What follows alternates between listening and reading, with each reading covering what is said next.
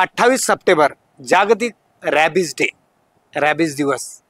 म्हणजेच रॅबिज म्हटलं की आठवला कुत्रा हे, आणि हा चावला की होतो रॅबिज. तर मित्रांनो, आज जागतिक रॅबिज डे आहे.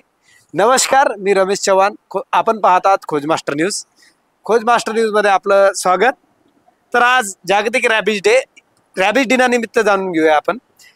ब्रिजेश सोळंकी हे नाव ओळखलं का?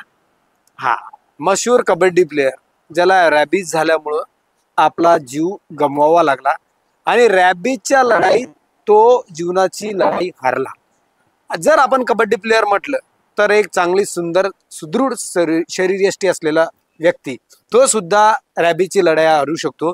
त्यामुळे मित्रांनो, तुम्हाला कळतं की रॅबिज किती भयंकर बिमारी आहे आणि रॅबिज झाल्यानंतर तो कशामुळे होतो आणि कुठली जनावरं चावल्यानं होतो हे आपण बघूया.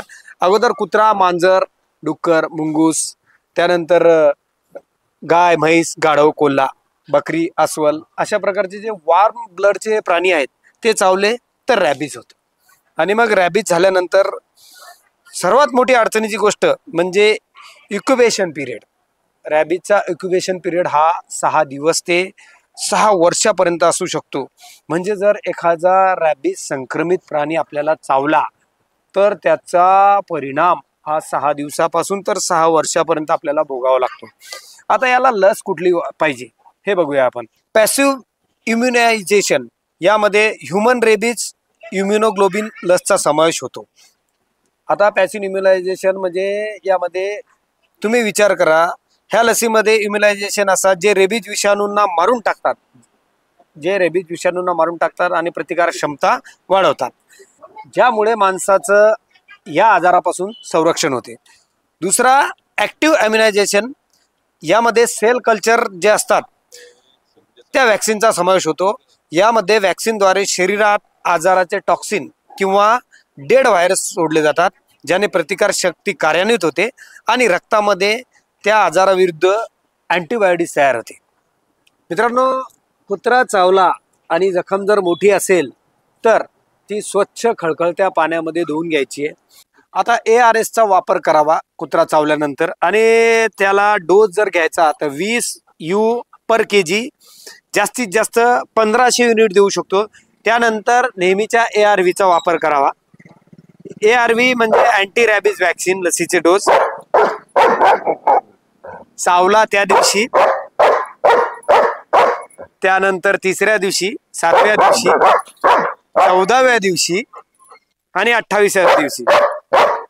कुत्रा चावल्यानंतर एक महत्वाची काळजी घ्यायची म्हणजे त्या ठिकाणी टाका अजिबात लावायचा नाही, बरोबर आहे.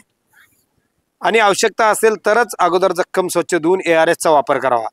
प्री एक्सपोजर प्रिकॉशन डोस, जी व्यक्ती सतत प्राण्यासोबत राहते, वावरते, त्या व्यक्तीला या डोसची आवश्यकता आहे.